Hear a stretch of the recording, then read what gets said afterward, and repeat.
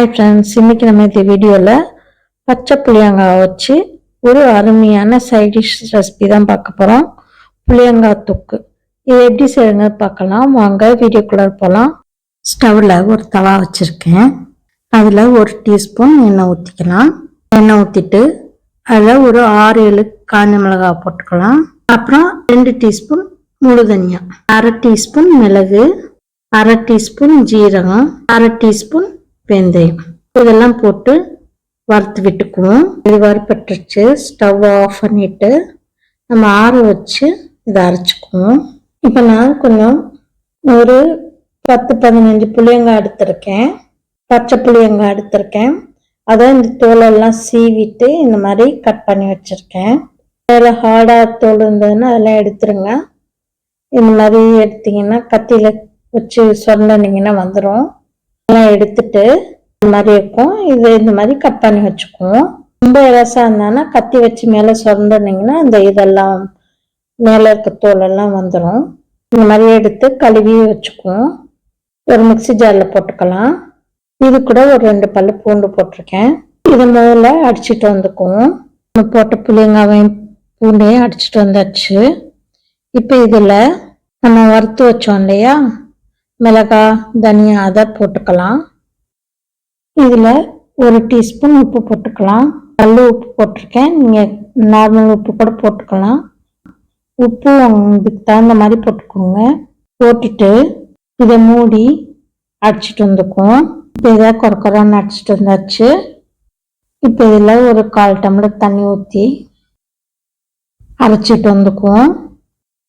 இப்போ நல்லா நைஸாக அரைச்சிட்டு வந்தாச்சு. இந்த அளவுக்கு இருந்தால் போதும்.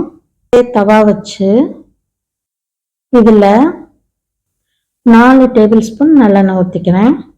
எண்ணெய் ஊற்றி சூடாகட்டும். எண்ணெய் சூடானதும் 1/2 டீஸ்பூன் கடுகு எடுத்துருக்கேன். அதை போட்டுக்கலாம். கடுகு பொரிஞ்சதும் 1/2 டீஸ்பூன் பெருங்காயத்தூள் போட்டுக்கலாம்.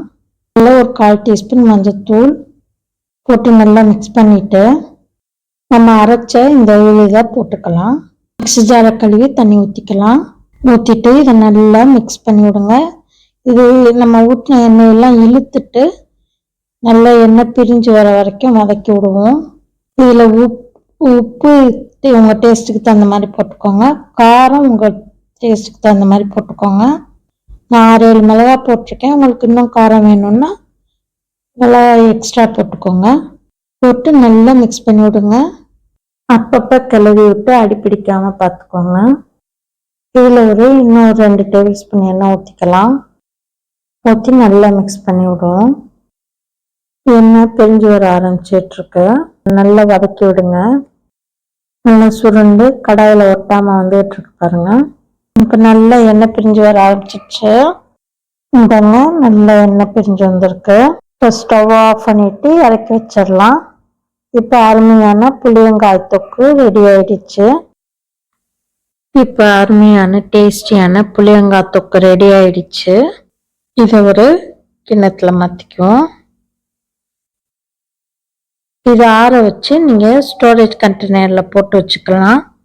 போட்டுட்டு நீங்கள் ஃப்ரிட்ஜில் வச்சு இதை யூஸ் பண்ணிக்கலாம். இப்போ அருமையான டேஸ்டியான புளியங்காய் தொக்கு ரெடி ஆயிடுச்சு. இதை நீங்கள் சூடான சாதத்துக்கும் போட்டு சாப்பிட்லாம். தயிர் சாதம், சாம்பார் சாதம், ரசம் சாதம், இப்படி எல்லா சாதத்துக்கும் ஏற்ற சைட் டிஷ்ஷாக இருக்கும். இதை நீங்கள் செஞ்சு பாருங்கள். செஞ்சு பார்த்துட்டு இந்த வீடியோ பிடிச்சிருந்தா லைக் பண்ணுங்கள், கமெண்ட் பண்ணுங்கள், ஷேர் பண்ணுங்கள். அப்படியே எங்கள் சேனலை சப்ஸ்கிரைப் பண்ணுங்கள். மறக்காமல் பெல் ஐக்கானை கிளிக் பண்ணுங்கள். அப்போ தான் எங்களோட ஒவ்வொரு வீடியோவும் உங்களுக்கு நோட்டிஃபிகேஷனாக வந்து சேரும். Thank you friends.